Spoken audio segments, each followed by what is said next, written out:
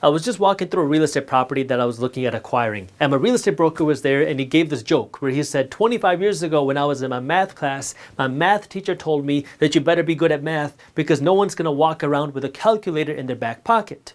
Now here we are today, and everybody has a calculator in their back pocket with their smartphones. That means in theory, you can reallocate the time you would have spent learning how to do the math problems, doing the math problems, and calculating these math problems to now doing something more productive that's going to give you a better return on your time. It's the same concept here. If you can train an artificial intelligence or ChatGPT to do something that you're constantly spending your time doing right now, well, now you can just plug it into ChatGPT or some other artificial intelligence and it can do that work for you, and now you've freed up your time to do something else that can make you more money. So if you're writing advertising copy, or you're writing blog posts, or you're trying to come up with a marketing strategy, you can tell ChatGPT what you want and it might be able to spit out an idea for what you need to do. I have seen people write sales emails, sales copy, and advertising text straight through ChatGPT, which saved them a lot of their time. If you can't use ChatGPT to save time, what some people are doing is they're using ChatGPT to create platforms which you can then monetize. Artificial intelligence and ChatGPT allows you to create some APIs. You can create code, you can create some softwares,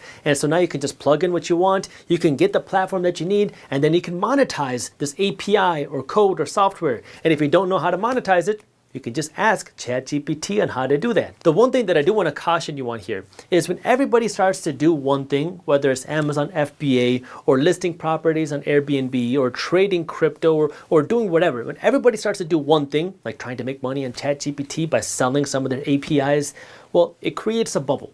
And the people that got in early can make a lot of money, and then what happens is it gets oversaturated, and then it becomes extremely difficult to do that because this thing that you're trying to make money on is so easily accessible, everybody has learned how to do it, and the market has become saturated. So you got to understand that if you really want to make money, you don't want to just create a side hustle on a way to make money on somebody else's platform, but rather understand how you can build your own thing and then use something like AI or ChatGPT to increase the value that you put out. Maybe you can learn to use AI or ChatGPT to increase how fast you write sales emails. Maybe use it to increase how fast you do your marketing, on how fast you write your sales pages, on how fast you do something within your business instead of just relying on this other product to create money for you. What are some of the shortcomings of artificial intelligence? Well, artificial intelligence is a brain, and a brain has to learn something in order to understand it. And if it hasn't learned something, it might not be able to process the best answer. So you and I have had different experiences as a human, and we've experienced different emotions. We've seen different things, we've touched different things, and because of this,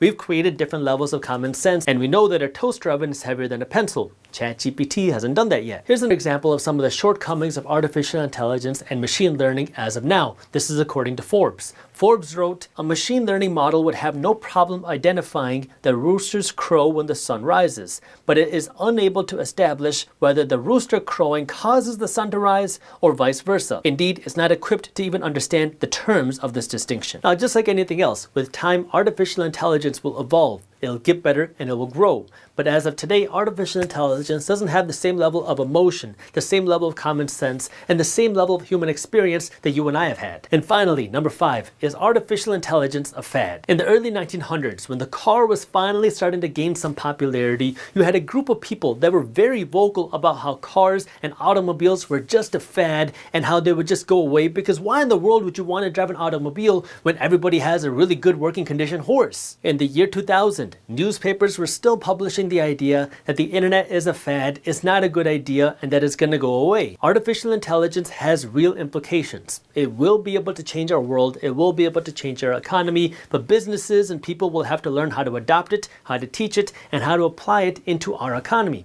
Now, this is going to take time, and you're going to see booms and busts just like every other industry, because when people get excited about a new industry, you see tons of dollars flow into it because everybody wants to be the first mover. When that happens, you can see a huge boom in this market. We saw this happen in the dot-com bubble of 2000 before it bust, because you had all this money going to dot-com companies, and then it bust because people realized that not every company with the word .com at the end of it is going to survive. Same thing with cryptocurrency. When people thought that Bitcoin and crypto was going to take over the world, you saw all this money flow into crypto, and then it came crashing down. Does this mean crypto is going to go away? No, there's a lot of use of the blockchain, but it's going to take time to be adopted and used and refined. Same with artificial intelligence. As more and more people get excited about AI, you're going to see more and more dollars flow in. This could create a bubble in AI. This then could pop, and people will think that AI was just a fad, it'll never work, and then you'll start to see the better and more improved uses of AI come out, and that will be the long-lasting use of artificial intelligence.